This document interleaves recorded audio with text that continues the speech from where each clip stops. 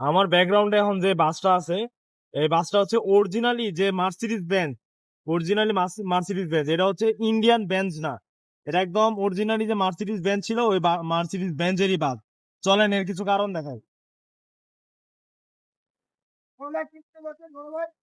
এর প্রধান কারণ হচ্ছে এর এত বড় একটা লোক, ঠিক আছে? লোগোটা কিন্তু এত দূর থাকে, কিন্তু এটার লোগো যে দেখেন এত বড় বড়। আরো কিছু দেখাই চলেন।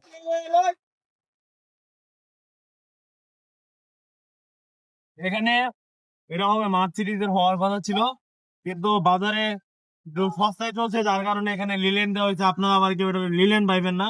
আরেকটু কিছু দেখেন, এটা কিন্তু আবার SR2 ডাবল ডেকার বাস, কিন্তু আপনার দেখে মনে হইতে পারে যে এটা সিঙ্গেল ডেকার, কিন্তু এটা কিন্তু আসলে ডাবল ডেকার বাস। একটু উপরের দিকে দেখাও, এই যে দেখেন বাসের উপরে কিন্তু আরেক তালা আছে, আরেকটা তালা আছে উপরে, কিন্তু এটা অদৃশ্য, এটা আপনি দেখবেন না, আমি দেখতেছি, মালিকেও দেখতেছে, আমি দেখতেছি।